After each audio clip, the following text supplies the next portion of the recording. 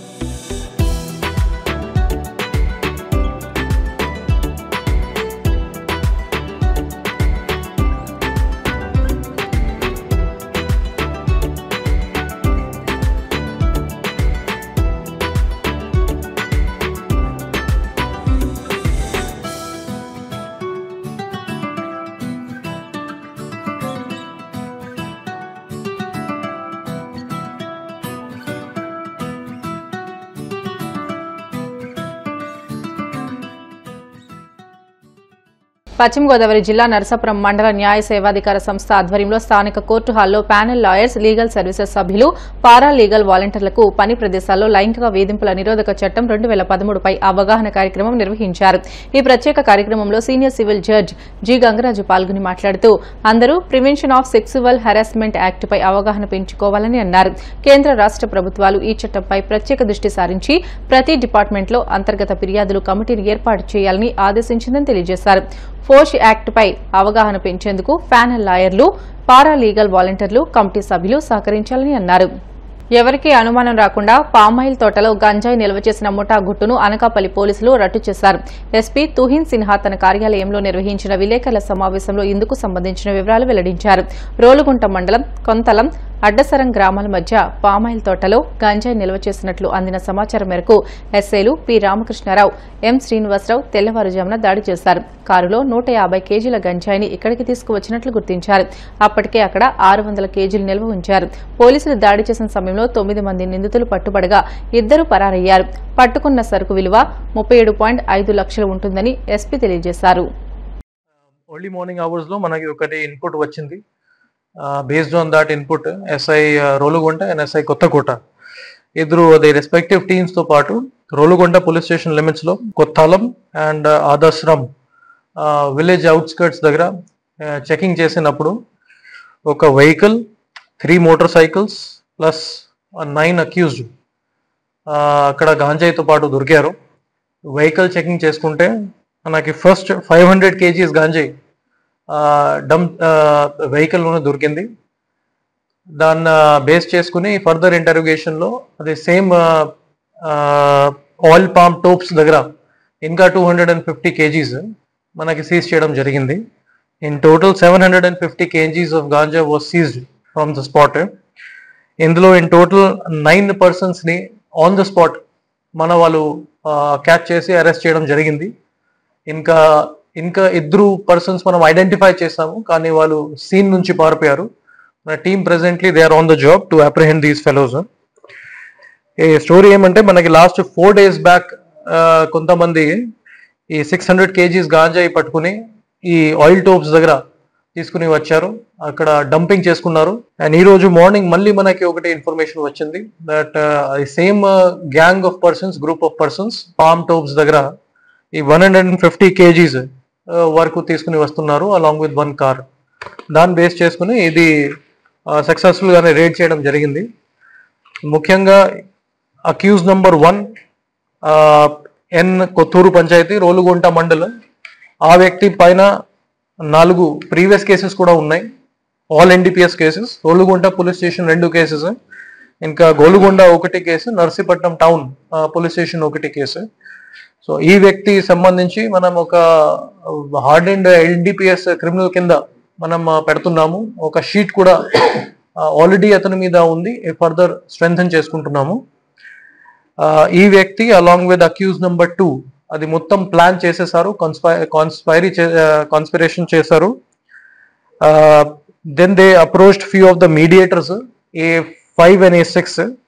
వాళ్ళు ఒక Sileru plus Kalimela in Malkangiri district ఒక వ్యక్తితో కాంటాక్ట్ చేసి అక్కడ నుంచి ఇది 750 kgs గాంజాయి ట్రాన్స్పోర్ట్ చేయడం జరిగింది.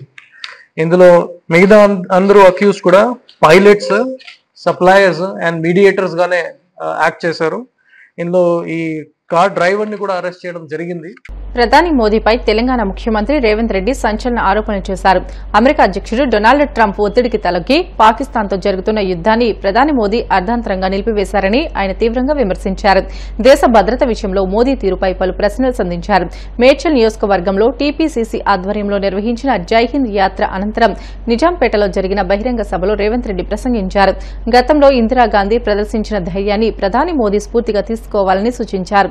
భారత్ వైపు కన్నెత్తి చూస్తే కనుగుడ్లు పీకేస్తామని చైనాను ఇందిరాగాంధీ హెచ్చరించారని, నాడు యుద్దం ఆపాలని అమెరికా అధ్యక్షుడు బెదిరించినా ఇందిరాగాంధీ లొంగలేదని గుర్తు చేశారు. మోడీకి బీజేపీకి అండగా నిలబడ్డాం, కానీ కాల్పులు ఆపినప్పుడు, యుద్ధం విరమించినప్పుడు మీరు అఖిల పక్షాన్ని ఎందుకు పిలవలేదు, అందరితో ఎందుకు సంప్రదించలేదని ఈ రోజు ఈ జై హింద్ ర్యాలీ సందర్భంగా నేను వారిని అడగదలుచుకున్నా. మిత్రులారా, నాయకత్వం అంటే ఆశామాషి కాదు, యుద్ధం అంటే ఉపన్యాసాలు ఇచ్చుడు కాదు, మైకులో పెద్ద పెద్ద సంభాషణలు చెప్పుడు కాదు. యుద్ధం అంటే ధైర్యం ఉండాలి, యుద్ధం అంటే వెన్నెముక ఉండాలి, యుద్ధం అంటే యుద్ధ తంత్రం ఉండాలి, యుద్ధ నీతి ఉండాలి, గుండెల్లో ధైర్యం ఉండాలి. గుండెల్లో ధైర్యం ఉన్న నాయకుడే యుద్ధాన్ని గెలిపిస్తాడు, యుద్ధ తంత్రాన్ని పన్నగలుగుతాడు. అందుకే ఇవాళ తండాలలో, గూడాలలో, మారుమూల పల్లెలో, భారతదేశం నలుమూలల 140 కోట్ల ప్రజలు ఇవాళ ఆనాటి ఇందిరమ్మను గుర్తు చేసుకున్నారు. 1967లో చైనా అతి తెలివితేటలు ప్రదర్శించి భారతదేశం మీద యుద్ధం ప్రకటించింది. ఉక్కు మహిళ ఇందిరాగాంధీ పాకిస్తాన్ యుద్ధంలో ఓడించడమే కాదు, పాకిస్తాన్ 2 ముక్కలు చేసి బంగ్లాదేశ్ పాకిస్తాన్ గా విడగొట్టి భారతదేశం వైపు కన్నెత్తి చూస్తే బొంద పెడతామని ఇందిరాగాంధీ గారు నిరూపించిన నాయకురాలు శ్రీమతి ఇందిరాగాంధీ, మన కాంగ్రెస్ పార్టీ అధ్యక్షురాలు.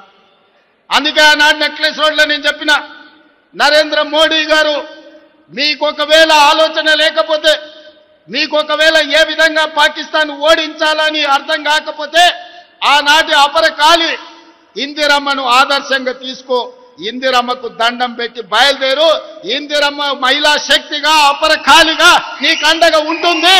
ఇందిరాగాంధీ గారు చూపించిన మార్గంలో నువ్వు పాకిస్తాన్తో యుద్ధం చెయ్యి, 4 కోట్ల తెలంగాణ ప్రజల పక్షాన తెలంగాణ ముఖ్యమంత్రిగా నేను నీకు అండగా నిలబడతా అని చెప్పిన. ఆనాడు అందరికంటే ముందు అమరులైన చనిపోయిన పహల్గాం చల్లో చనిపోయిన భారతీయులకు క్యాండిల్ ర్యాలీ తెలంగాణ రాష్ట్రం మొట్టమొదట ర్యాలీ నిర్వహించింది. అదేవిధంగా యుద్ధం మొదలైన తర్వాత కేంద్ర ప్రభుత్వానికి నరేంద్ర మోడీకి అండగా నిలబడడానికి మొట్టమొదటి తిరంగా ర్యాలీ తీసి వేలాది మంది సైనికులను, పోలీసులను, ప్రభుత్వ ఉద్యోగస్తులను నక్లెస్ రోడ్డు మీద కదం తొక్కించి ప్రధానమంత్రి మీరు యుద్ధం చేయండి, మేము అండగా నిలబడతామని తెలంగాణ 4 కోట్ల ప్రజల తరఫున మనం తిరంగా ర్యాలీ తీసి అండగా నిలబడ్డాం. మరి నేను ఇవాళ బీజేపీ నాయకులను అడుగుతున్నా, మీకు కొంచెమైన ఆలోచన ఉందా? మీ చీము నెత్తురు రక్తం ఎక్కడికి పోయింది? ఇవాళ పాకిస్తాన్ నుండి మన దేశంలో చొచ్చుకొచ్చి 26 మందిని పొట్టన పెట్టుకోవడమే కాదు, యుద్ధం నువ్వు ప్రకటిస్తే నీ యుద్ధంలో 36 మందిని కశ్మీర్లో మళ్ళీ పాకిస్తాన్ వాడే చంపితే మీరు మీ పార్టీ ఏం చేస్తున్నారు? గాడిద పళ్ళు దొమ్ముతున్నారా? నేను బీజేపీలను అడుగుతున్నా. ఇవాళ జరిగిన పరిణామాలు, ఈ దేశంలో బీజేపీ చేస్తున్న రాజకీయాలను ఈ దేశ ప్రజలు ఆలోచన చేయాలి. యుద్ధమన్నా, దేశ భద్రతన్నా రాజకీయాలకు అతీతమని మన నాయకుడు రాహుల్ గాంధీ గారు చెప్తే, యుద్ధమైనా, యుద్ధ నీతైనా, ఏదైనా మాకు రాజకీయమే, ఎన్నికల లబ్ధి అని ఈనాడు తిరంగా ర్యాలీ పేరు మీద నరేంద్ర మోడీ గారు బయలుదేరి కాంగ్రెస్ పార్టీని రాహుల్ గాంధీ గారిని విమర్శిస్తున్నాడు. ఇది ఎక్కడి నీతి అని నేను బీజేపీ నాయకులను అడుగుతున్నా. యుద్ధం చేయమని వీర తిలకం దిద్ది మేం పంపిస్తే నువ్వు బుద్ధిమంతుడికి సత్తి కడతానంట, బొడ్రాయి కాడ ఫోన్ చేసి బోర్ల బుక్కల వండుకున్నాంట. మేము నరేంద్ర మోడీ గారికి వీర తిలకం దిద్ది యుద్ధం చేయాలి అంటే నేను యుద్ధం విరమించుకున్నా అని చెప్పి ఈ రోజు మోడీ గారు ట్రంప్ బెదిరిస్తే యుద్ధాన్ని ఆపేసి, యుద్ధం సందర్భంగా పాకిస్తాన్ పేల్చిన లాంచర్లతో కశ్మీర్లో చనిపోయిన సైనిక పౌరుల గురించి ఆలోచన చేసిండ్రా? ఇవాళ దేనికోసం బీజేపీలు తిరంగ ర్యాలీ తీస్తున్నారని నేను అడుగుతున్నా. ఆనాడు పాకిస్తాన్ మీ మీదకి వచ్చినప్పుడు మేం కావాల్సి వచ్చిందా? ఈ దేశంలో అమాయకులను చంపినప్పుడు అఖిల పక్షం కావాల్సి వచ్చింది. కాంగ్రెస్ పార్టీ అండగా నిలబడాల్సిన అవసరం కనిపించింది. వార్తలు ముగించే ముందు ముఖ్యాంశాలు మరొకసారి.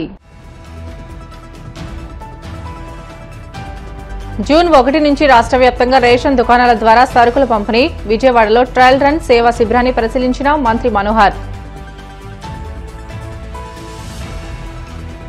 పేద మధ్యతరగతి ప్రజల సంక్షేమాన్ని చంద్రబాబు పట్టించుకోవడం లేదన్న మాజీ మంత్రి రజని.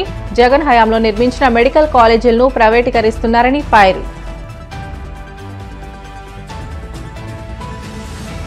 వాడపల్లి వెంకన్న ఆలయంలో ప్రత్యేక పూజలు. మంగళ వాయిద్యాల నడుమ శ్రీ స్వామి అమ్మవార్లకు మేల్కొల్పు సేవ. ఐశ్వర్యలక్ష్మి హోమం. ప్రధాని మోదీపై తెలంగాణ సీఎం రేవంత్ రెడ్డి సంచలన ఆరోపణలు. దేశ ఆత్మగౌరవాన్ని ట్రంప్ కాళ్ల దగ్గర పెట్టారంటూ ఆగ్రహం. ఇవి ఇప్పటివరకున్న బులెటిన్లోని అప్డేట్స్. మరిన్ని వార్తల కోసం BCN digital YouTube channel, Facebook పేజీని ఫాలో అవ్వండి. అప్డేట్ వార్తల కోసం ప్లీజ్ డూ సబ్స్క్రైబ్.